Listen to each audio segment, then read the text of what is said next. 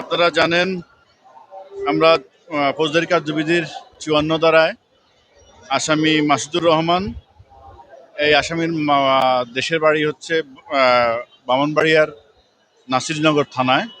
এই আসামিকে মালয়েশিয়া অবস্থানকালে মালয়েশিয়া আইনশৃঙ্খলা বাহিনী আটক করে।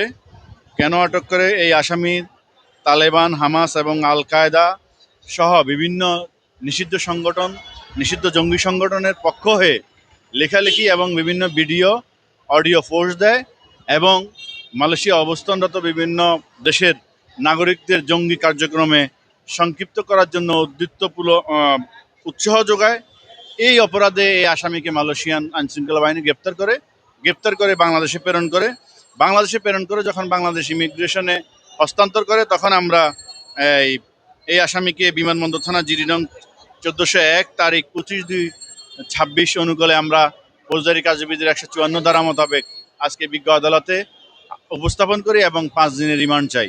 আমরা বিজ্ঞ আদালতকে উপস্থাপন করি রাষ্ট্রপক্ষে যে আসামি বাংলাদেশে অবস্থানকালে কোনো জঙ্গি সংগঠনের সাথে জড়িত ছিল কিনা এবং এই আসামির সাথে আন্তর্জাতিক কোনো জঙ্গি সংগঠনের সম্পৃক্ততা ছিল কিনা এবং আছে কিনা, এবং বাংলাদেশে কোনো জঙ্গি সংগঠনের সাথে জড়িত থাকলেও কারা কারা এর মদতদাতা এবং কারা কারা এর অর্থদাতা, এদেরকে আমরা যদি ফাইন্ড আউট করতে হয় তাহলে এই আসামিকে আমরা রিমান্ডে নিতে হবে, প্রচুর জিজ্ঞাসাবাদ করতে হবে।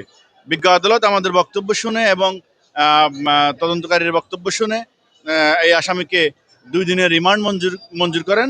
আমরা আসামিকে রিমান্ডে পেয়েছি এবং জিজ্ঞাসাবাদ করলে প্রকৃত তথ্য পাবো ইনশাল্লাহ।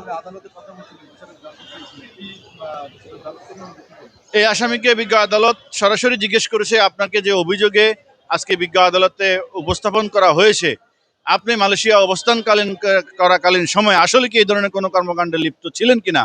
আসামি সরাসরি বিজ্ঞ আদালতে স্বীকার করেছেন, জি আমি মালয়েশিয়ায় অবস্থান করাকালীন সময় তালেবান সংগঠন, হামাস এবং আল কায়দা নিয়ে লেখালেখি করতাম এবং বিভিন্ন ভিডিও পোস্ট করতাম এবং আমি এই জঙ্গি সংগঠনগুলোকে আমি পছন্দ করি এবং ধারণ করি।